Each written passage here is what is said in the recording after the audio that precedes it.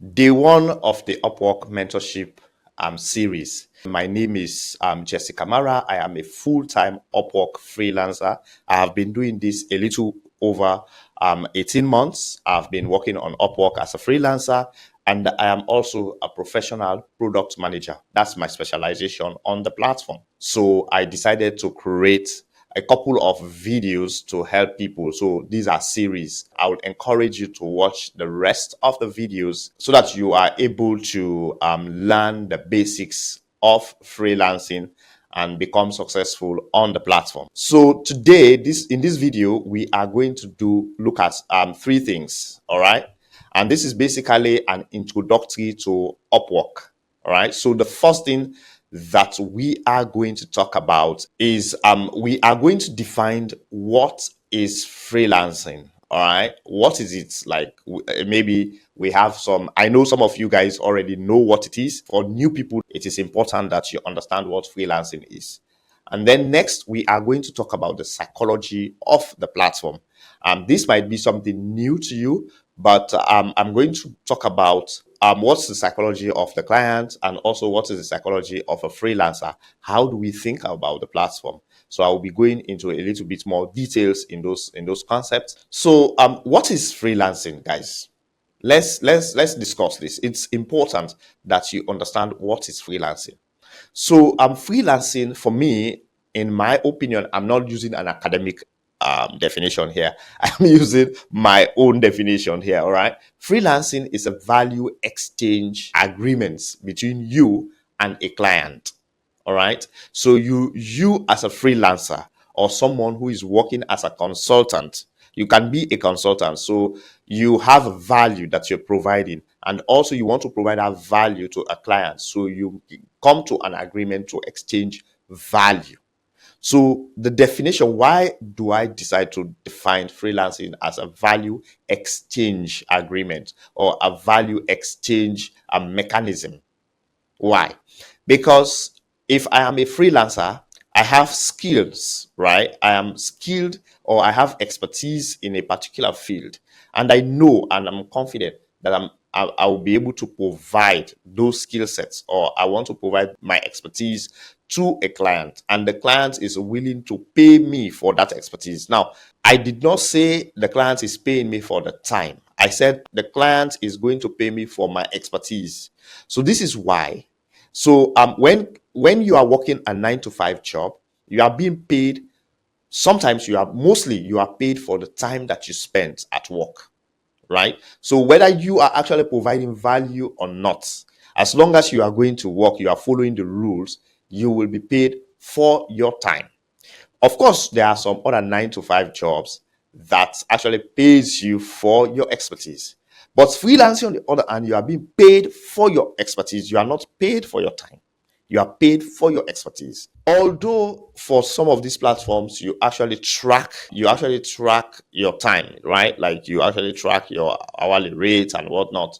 But you are being paid for your expertise. And the moment you stop providing that expertise, or the client realizes that the expertise that you are providing is no longer sufficient, or they are not satisfied with that expertise, they will terminate that agreement. Therefore, if you are providing expertise, it is in your own interest to make sure that you charge clients according to how you value your expertise. This is really important. That is why you are the one setting the rates. You are the one saying, pay me X amount of money, or pay me this amount of money for me to do this kind of work for you. So now, and also what you need to understand is you don't have to take a whole day or take a whole month to do something before you can be paid the equivalent of a whole month in a 9 to 5 job. So what do I mean? I can spend an hour to do a certain job for a client, and then the client can pay me $1,000. In a 9 to 5 job, I will have to have like maybe a number of years of experience, right? Maybe 5, 6, or even 10 years of experience before I can have a salary that is equivalent to $1,000 in my local currency, right? But as a freelancer, I can just do a 1 hour job or maybe 2 hours job, and then I'm paid that money. I am not paid that. So the client is not paying me for my time. The client is paying me for my expertise. That is something that is really, really important that you need to understand. And why is this important? Because if you understand that the client is paying you for your expertise, you will do two things. Number one, you will make sure that your skills are sharp, they are updated, and they are top notch. You are not going there as a mediocre or a novice. You are going there as an expert. That's one thing. Number two, you will charge the clients very well for your skills that you have. So, as a freelancer, you are required. What you are selling is skills. So, therefore, you are required to make sure those skills they are top notch. They are the best in the market. And secondly, they are updated. Your skill sets are updated. Your expertise is updated. All right. So that is the definition of freelancing. So freelancing is a value exchange, and you have to always think about that and know that it has to stay in the back of your mind. You don't have to sit there and think that, oh, I can just a client will just give you a job. No, the client does not have obligation to give you a job. You must be able to provide expertise that the client needs, and then they will pay for it. Now let's talk about the psychology of the platform. I know most of you that are currently watching me, you might think that, okay, Jesse, let's go to the good thing. Let's start doing something, some practical. Yes, we are going to the good stuff, right? But sometimes this background information is very, very important to help you get started and to help you to become successful on the platform. Most of us, we just assume that we know these things. But when you get to the platform, you start struggling and you don't know why you are struggling. Because firstly, you don't even understand the way the platform operates, why the platform is built.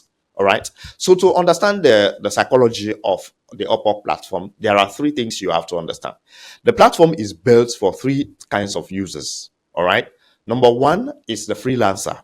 So when Upwork was building the platform, they were thinking about you as a freelancer. And I know most of you that are watching this video, you want to go to Upwork and work there and make money for yourself. All right. You want to sell your expertise, your skills, and then you get an income for that. On the other hand, there is someone who goes to the platform, which is another user who is called the client. They go there to buy expertise. They go there to look for people that have skill sets that they need so that they can pay them for those skill sets. All right. And then the third user is Upwork themselves. They also manage the platform. They are also users on the platform. So these three types of users, the freelancer, the client, and Upwork, all the three of them have different interests. They have different things that they are looking for.